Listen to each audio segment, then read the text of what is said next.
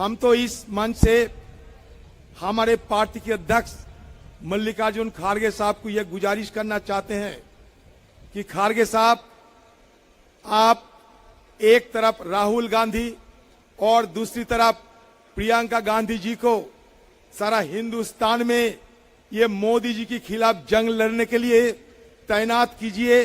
सारे हिंदुस्तान के सारे हम कार्यकर्ता जितने हैं उन सबके पीछे सिपाही के नाते हम संघर्ष करते रहेंगे और ये कहते रहेंगे, न संघर्ष न तकलीफ, मजा क्या है जीने में, बड़ा बड़ा तूफान थाम जाएगी जब आग लगी हो सीने में। हम जरूर ये कामयाब होंगे। राहुल जी और प्रियंका गांधी जी दोनों मैदान में उतरे और ये जंग छेड़े।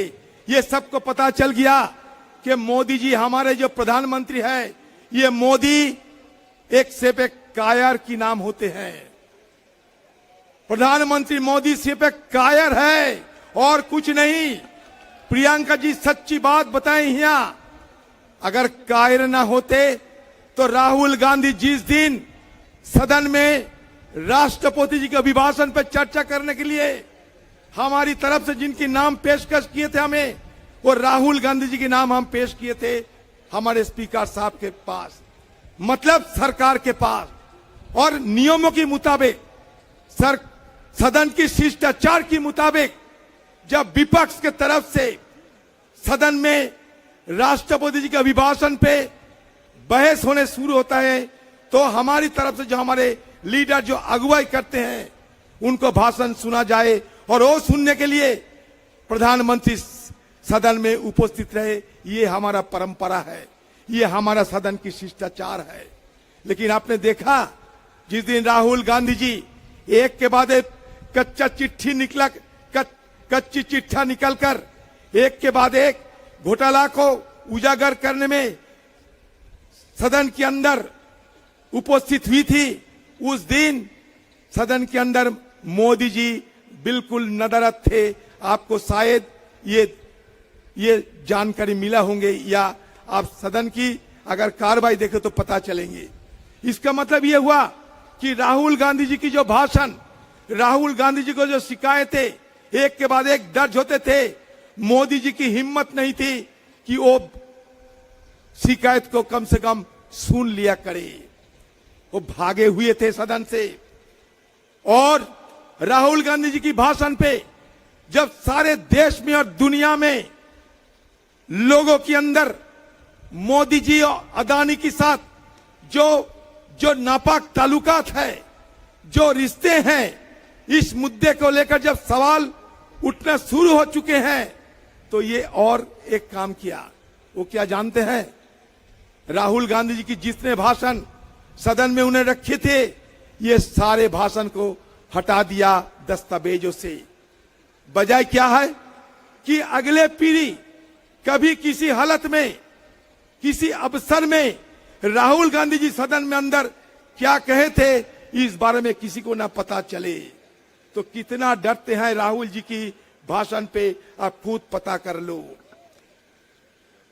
हमारे हिंदुस्तान की आजादी के इतिहास में ऐसा नहीं हुई कि किसी एक सदन की हमारे आम लोगों की नुमाइंदे होते हुए राहुल गांधी जी जब हमारे कांग्रेस पार्टी की तरफदारी करते हुए, अगुवाई करते हुए भाषण दिए, वो सारे 75% मतलब 2/3 भाषण हटा दिया गया दस्तावेजों से। ये कायरत नहीं है तो और क्या है बताइए आप? ये सिर्फ कायरत है क्योंकि ये जवाब देने की कोई हिम्मत उनके पास नहीं है। राहुल जी की सवाल की एक जवाब, राहुल जी जब मसला उठाई थी सदन के अंदर, जो सवाल राहुल गांधी की तरफ से पूछे गए थे, उसका एक जवाब, मैं बड़ी दावे के साथ कहते हैं, एक जवाब हमारे पीएम नरेंद्र मोदी जी नहीं दिए।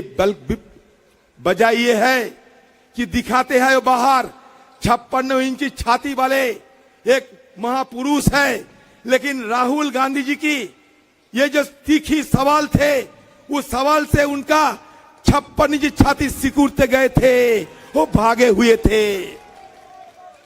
तो तो राहुल गांधी जी को इसलिए हम कहते हैं, राहुल गांधी जी अब तूफान में पलते हैं, अब तूफान में पले हुए हैं, और जो तूफान में पलते हैं वो दुनिया को बदलते हैं।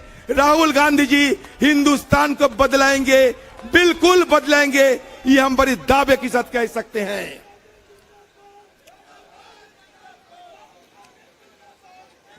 आपको सुनने में और भी हैरान होंगे आप।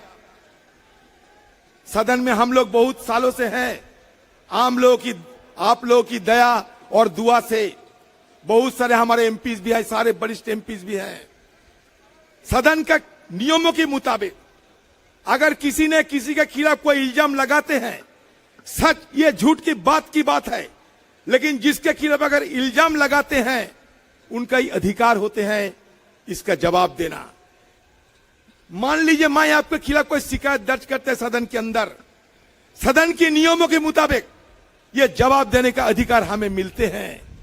और हमारे सदन के अंदर एक रूल बुक्स होते हैं, और रूल्स बुक के अंदर 357 मतलब 357 नियमों के मुताबिक राहुल गांधी जी की ये जवाब देने की हक बनते थे, अधिकार बनते थे।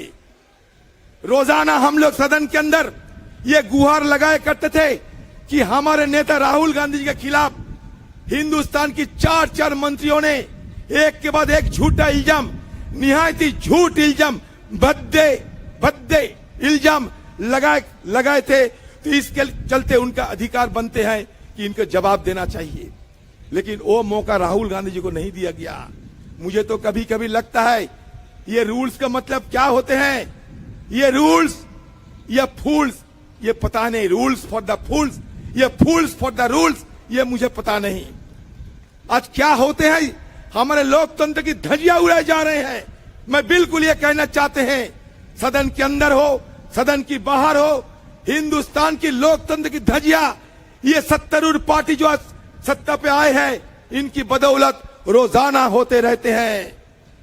मोदी जी, आप राहुल जी के सवाल की जवाब से ज्यादा दिन भागने नहीं पाओगे। राहुल गांधी जी की सदस्य पद आप खारिज किए हैं। आप सोच रहे हैं कि बड़े बहादुरी कर दिए हैं, बड़े बहादुरी कर दिए हैं आप। आज कायरता की अलावा और कुछ नहीं है। सारे हिंदुस्तान में मैं बड़ी दावे के साथ कह सकता हूं, राहुल गांधी जी की समर्थन में एक नए तरीके से लहर पैदा हो चुके हैं। राहुल गांधी की समर्थन में सारे हिंदुस्तान में एक लहर पैदा हुए हैं। लोग राहुल गांधी जी को समर्थन करने लगे हैं। हमारे सारे विपक्ष एकजुट हो चुके हैं। इसका मतलब आज नहीं तो कल हिंदुस्तान की सत्ता से मोदी जी आपको चले जाना तय हो रहे हैं। आप निश्चित रहिए, ये अहंकार हिंदुस्तान के लोग बर्दाश्त नहीं करेंगे। क्या इल्जाम लगाए हैं आप? राहुल गांधी जी लंदन में जाकर देशोद्रोही की बात की है। हाँ, मैंने कल एक अवार्ड लेने गए थे प्रोग्राम में, मैंने हुआ एक बात रखे थे। क्या रखे थे जानते हैं? मैंने कहा criticism against the government should not be constitute as a conspiracy against a country. हम लोकतंत्र में रहते हैं, ये हमारा फर्ज बनते हैं लोगों को, समस्याओं को, लोगों की दिक्कतों को, लोगों की गुस्से को सारे सदन पे लाए और वहां सरकार को ध्यान आकर्षण करने के लिए हमें ये सदन के अंदर जो अवसर मिलते हैं उसको सही सलामत इस्तेमाल करें, ये हमारा फर्ज बनते हैं। आप लंदन में राहुल गांधी जी क्या बात रखे, उसको लेकर सदन में आके शुरू के दिन से राहुल गांधी जी माफी मांगो नारा लगाना शुरू कर दिया। हिंदुस्तान में बहुत सारे वरिष्ठ लोग हैं, बुजुर्ग लोग हैं, ज्ञानी पंडितों हैं।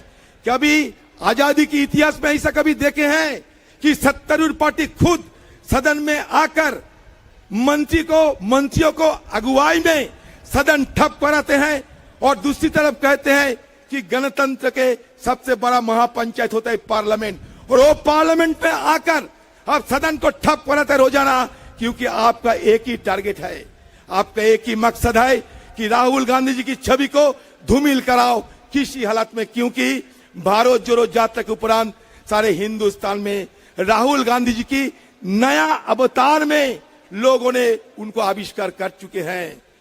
Rahul Gandhi ji has been discovered by the people of this country in a new incarnation, yes, in a new incarnation. इसलिए घबराए हुए बीजेपी पार्टी मंत्रियों को अगुवाई में, कभी सुना है ना देखा है कि मंत्रियों की अगुवाई में सदन में सत्तारूढ़ पार्टी खुद सदन को ठप कराते हैं, वो भी सिर्फ राहुल गांधी जी की बदनाम करने के लिए। तो मैंने गया स्पीकर साहब के पास, मैंने गया सत्तारूढ़ पार्टी के मंत्रियों के पास, मैंने कहा ठीक है, आपको लगता है कि राहुल गांधी जी देश विरोधी वक्तव्य पेश किए थे लंदन में, ठीक है, फिर इस पर क्यों ना चर्चा हो जाए कि देश को भी पता चले राहुल गांधी जी किस बयान देश की खिलाफत के चलते और किस बयान देश की हित के लिए, ये भी तो लोगों को पता चले। दूध की दूध और पानी के पानी अलग हो जाए, इसलिए भी सदन के अंदर चर्चा की गुंजाइश है। कम से कम चर्चा तो कराए। हम राहुल गांधी जी को पेश करेंगे, आप भी आपके सारे मंत्रियों को पेश करो, सदन पे अंदर चर्चा हो और लोग तय करे राहुल गांधी जी सच कहा, ये राहुल गांधी जी झूठ का, लोग तय करे। यही तो लोकतंत्र होते हैं ना। उससे भी डरे हुए ये सरकार भागे थे। तो ये सरकार अभी से भागने वाले सरकार में तब्दील हो गए। ये मुकाबला करने के वाला सरकार नहीं है। ये कहते हैं कि चीन चीन चीन। राहुल गांधी जी मुद्दा उठाई थी, मैं आप लोगों को याद दिलाना चाहते हैं, आज तक बताइए एक भी शिकायत सरकार के खिलाफ राहुल गांधी जी उठाई और वो ना साबित हुई। सच एक मुद्दा बताइए आप। राहुल गांधी जी मुद्दा उठाई थी नोटबंदी के चलते, सही साबित हुआ। राहुल गांधी जी मुद्दा उठाई थी जीएसटी की चलते, ये सही साबित हुई। राहुल गांधी जी मुद्दा उठाई थी कोविड की चलते, ये सही साबित हुई। आज राहुल गांधी जी मुद्दा उठाई थी चीन के खिलाफ, ये सरकार की कमजोरी, ये भी सच साबित हो चुकी है। क्योंकि हमारे विदेश मंत्री जयशंकर कहते हैं कि चीन के साथ लड़ने के लिए हमारा वित्तीय ताकत नहीं है। ये मैं नहीं, राहुल जी नहीं, खुद हिंदुस्तान के विदेश मंत्री कहने हैं। इसके मतलब क्या होते हैं? राहुल गांधी जी जो शिकायत लगे हैं, एक के बाद एक शिकायत सच साबित होते जा रहे हैं। इसके बाद राहुल गांधी जी मोदी और अदानी के बारे में जो शिकायत दर्ज किए हैं वो भी साबित होते जा रहे हैं। आप जानते हैं, अगर मोदी को सीना चीर के देखो अदानी मिलेगा, अदानी की सीना चीर के देखो मोदी मिलेगा। इसलिए हम लोग सदन के अंदर एक नया नारा तय कर लिए हैं, मोदानी मोदानी। अरे मोदानी मोदानी, मोदी और अंबानी, ये दोनों शरीर एक हो गए हैं, अब मोदानी बन गए हैं। तो ये मोदानी को तालाब की पानी पिलाने के लिए आइए अगले दिन सब एकजुट होकर हमारे नेता राहुल गांधी जी, हमारे नेत्री प्रियंका जी, इनको अगुवाई में हिंदुस्तान में हम एक जंग छेड़ेंगे। ये जंग हिंदुस्तान की आज की तानाशाही की खिलाफत करते हुए ये तानाशाही की सरकार को खदेड़ने में सफल होगा, कामयाब होगा। जय हिंद, वंदे मातरम।